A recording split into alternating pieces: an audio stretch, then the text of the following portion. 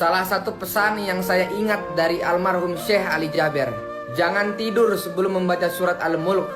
30 ayat yang membuat orang diberikan syafaat selamat dari siksa kubur.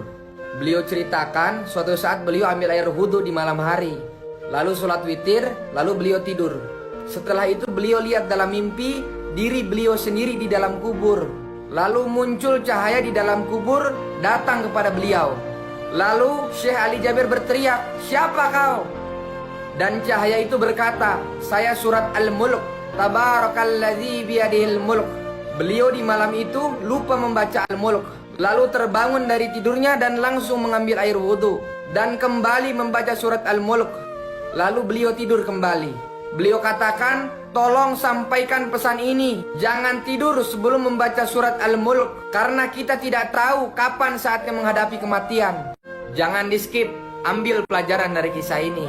Masih ingat Freddy Budiman, bandar narkoba kelas kakap yang selundupkan jutaan butir ekstasi?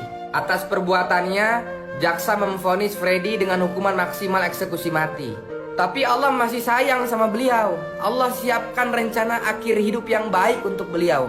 2 hari sebelum dieksekusi mati, beliau hatam Quran 7 kali dalam sehari.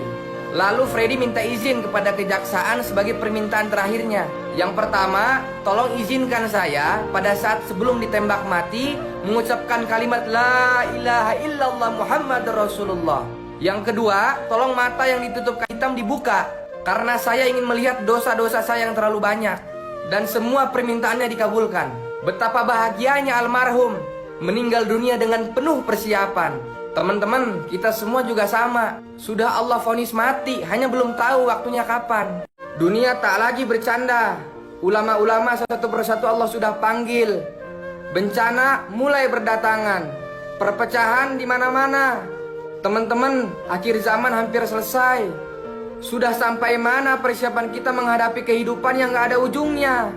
Sudah siapkah kita menghadapi fase kubur, mizan, mahsyar, surga atau neraka?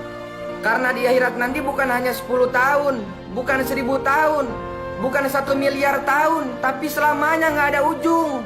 Jadi, yuk kita habiskan sisa umur hidup ini untuk taati seluruh perintah Allah. Karena nanti hanya iman dan amal soleh yang akan kita butuhkan. Coba deh habis sholat nanti, jangan langsung pergi. Curhat dulu sama Allah. Ya Allah, Engkau masih berikan aku sisa waktu untuk hidup. Rasanya ingin sekali menangis saat merenungi hari-hari ini. Ternyata aku lebih mementingkan dunia. Sholat hanya di sisa waktu kerja. Sedekah pun ala kadarnya. Untuk tilawah pun jika ada sisa waktu kalau nggak capek. Jangankan hafal Quran, zikir saja aku sering lupa ya Allah. Padahal sisa umurku berkurang setiap hari. Ya Allah, tolong panjangkan umurku dan berikan aku kekuatan untuk perbaiki semuanya. Ditulis dari aku kepada aku. Ketika sudah berada di alam kubur, orang-orang berkata, "Wahai Rob kami telah melihat dan mendengar, maka kembalikanlah kami ke dunia, kami akan mengerjakan amal soleh." Ulama katakan, walaupun mereka minta dikembalikan ke dunia hanya 1 detik, walaupun mereka menangis sampai air mata habis keluar darah habis keluar nanah, sesungguhnya Allah tidak akan kembalikan mereka ke dunia walau hanya 1 detik. Karena ketika sudah di alam kubur, Allah tampakkan ganjaran setiap amal yang kita kerjakan di dunia ini sebesar apa, sehingga semua orang kaget dan menyesal ingin kembali ke dunia untuk beramal walau hanya 1 detik. Sebelum itu terjadi, mumpung kita masih di dunia, manfaatkan setiap detik di hidup kita untuk taat sama Allah. Karena 1 detik kita di dunia saat ini sangat berharga untuk mereka yang ada di kubur. Heran, masih ada orang yang ngomong, santai aja lah, umat muslim ini mau buat dosa sebanyak apapun, toh ujung-ujungnya masuk surga. Hey bro, yang baik hati dan tidak sombong, sini gue kasih tahu. Emang bener, ujung-ujungnya masuk surga. Pertanyaannya, emang lu tahu berapa lama dicuci di neraka? Emang lu kuat? 1 hari di neraka dengan 1000 tahun di dunia. Api neraka itu 70 kali lipat lebih panas dari api dunia. Makanannya buah zakum, lelehan logam yang mendidih di dalam perut. Minumannya hamim, air mendidih yang membuat usus terputus saking panasnya. Tiada hari tanpa menerima siksaan. Yakin sanggup? Nggak usah marah kalau ada teman kamu yang datang pas ada butuhnya doang. Karena perlakuan kita ke Allah pun sama. Kita datang ke Allah pas ada butuhnya doang. Coba deh belajar, mulai dari sekarang deketin Allah nggak peduli kondisi kita lagi seneng atau susah. Kalau lagi susah, sabar, minta pertolongan sama Allah. Kalau lagi senang, syukur, karena itu pemberian dari Allah. Kalau kita apa-apa ingat sama Allah, Allah juga apa-apa ingat sama kita.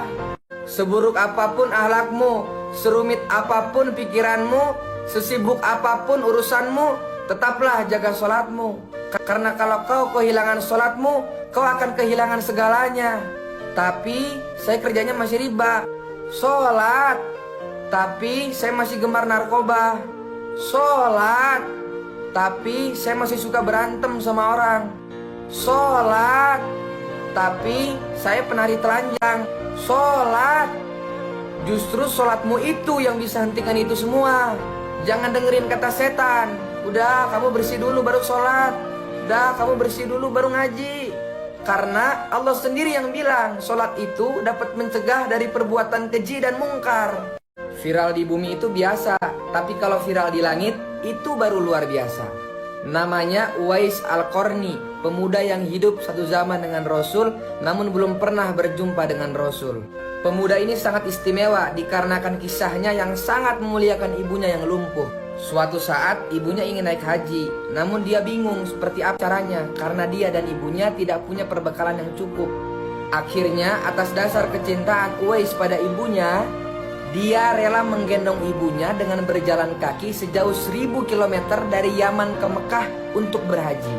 Setelah keliling Ka'bah sambil menggendong ibunya, Uwais berdoa, "Ya Allah, tolong ampuni semua dosa ibuku." Ibunya heran mendengar doa anaknya dan berkata, "Bagaimana dengan dosamu, nak?"